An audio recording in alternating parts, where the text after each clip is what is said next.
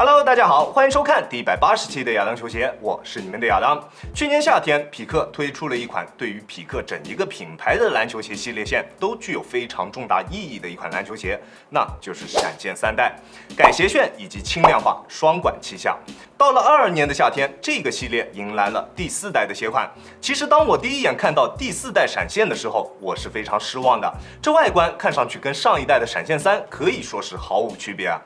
球鞋的整体造型跟上一代的差别是非常小的，远看几乎看不出什么区别。既然在外观方面并没有做出太大的改变，那我相信它在实战方面一定会有所改进。那这一代的闪现4，匹克把它做成了一个矩阵，分为3个版本：全能、力量以及超轻，而现在已经发售了的只有这一个全能以及力量2个版本。那这2个版本在实战方面的表现究竟如何呢？你更适合去选择哪一个版本呢？欢迎收看本期的亚当球鞋，我是亚当。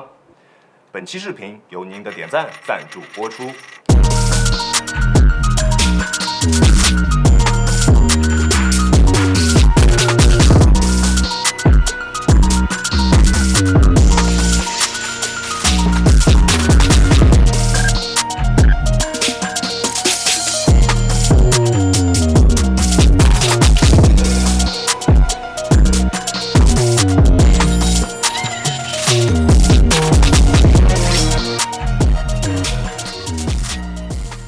这2双鞋的外观我就不过多的去进行介绍了，跟3代的差别真的是很小很细微。不过发售价略高的这个力量版，在整体的质感方面明显会比全能版以及闪现3代要好上不少。那这2双鞋的外观，你会更加喜欢哪一双呢？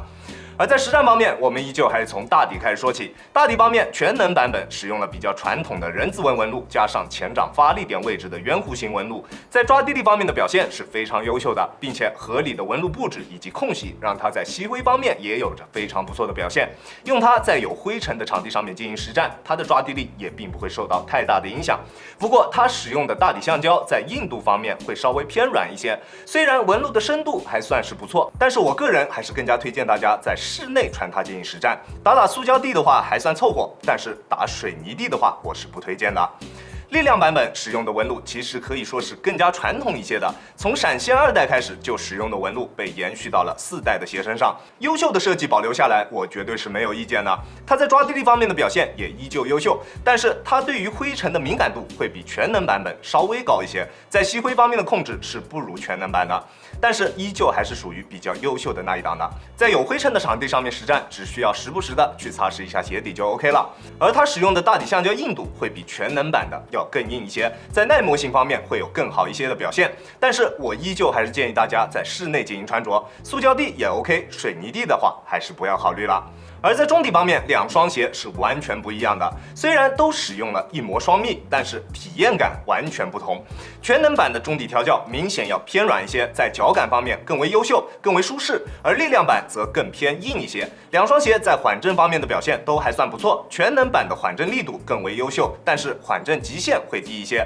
力量版则在缓震极限方面有着更为优秀的表现。而全能版因为在后跟处的调教偏软，在用后掌做一些降速动作的时候，会出现一些因为缓震材料形变过大而造成的不稳定，而力量版则完全没有这一种问题。2双鞋在反应性方面的表现都还是比较不错的，在突破的过程中都不会出现什么泄力的感觉，脚底下的感觉还是比较直接的。而在跑动的过程中，你就会明显的感觉到全能版的滚动感会比力量版的更为优秀一些，前掌的大底上翘弧度会更高一些，在跑动的过程中感觉更为出色一些。而在中底最大的差别还是在力量版中底的这一块 Pebax 板上面，这是全能版所不具备的。这一块 Pebax 板能够提供给你一定的突破时的力反馈，让你在突破的过程中感觉更为迅速。但是我个人觉得它还是略微偏软了一些，它所提供的力反馈是比较偏弱的，穿在脚上并没有特别明显的那一种弹射的感觉，跟全能版在突破的过程中感觉差距并不大。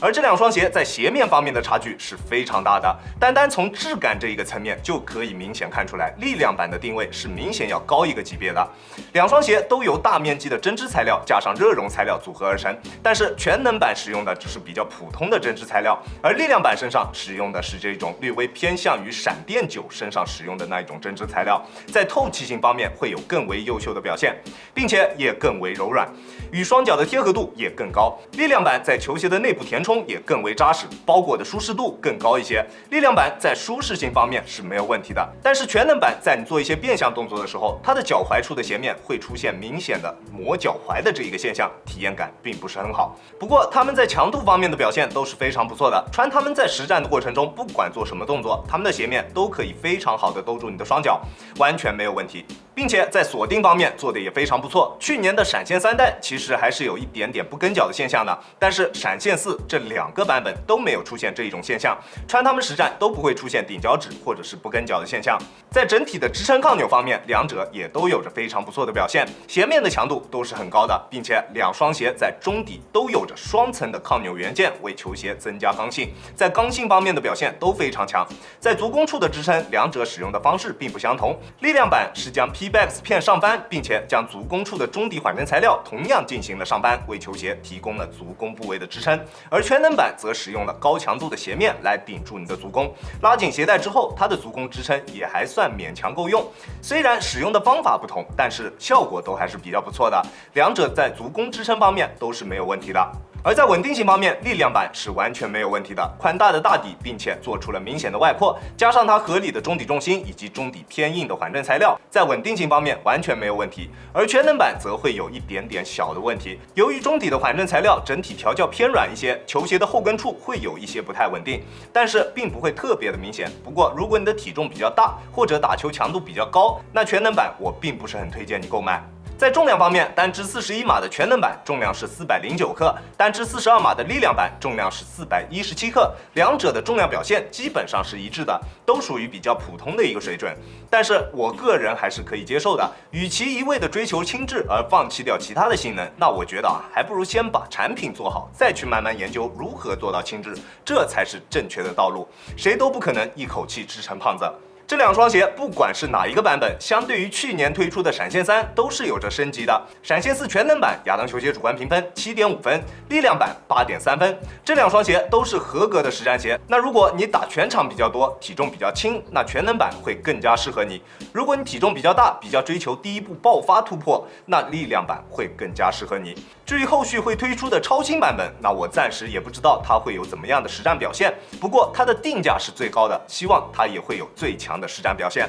那如果你想要购买这两双鞋的话，在尺码的选择方面，我平时耐克穿42.5，李宁穿42。刚开始我选择的力量版本是42码的，感觉有一点长了，所以后来的全能版我选择了41码，还是比较合适的。那如果尺码跟我差不多，大家可以去选择41码，或者你知道自己的脚的长度，那你可以把脚的长度减去1厘米，用这样的方法来选择对应的尺码。而这两双鞋在鞋楦方面都是属于正常宽度的楦型。那如果你的脚型是正常宽度，或者是略微偏宽偏瘦，都可以选择这两个鞋款。但是如果你的脚偏宽比较多，那我还是建议你进行试穿之后再决定是否要购买。OK， 这就是本期视频的全部内容了。再次感谢大家观看本期的亚当球鞋，亚当球鞋一切从实战出发，我是亚当。如果你觉得我的视频可以帮助到你，希望你可以关注我，并且顺手给我点一个赞，这就是对我最大的支持了。好了，那我们下期视频再见吧，大家有空来做 Peace。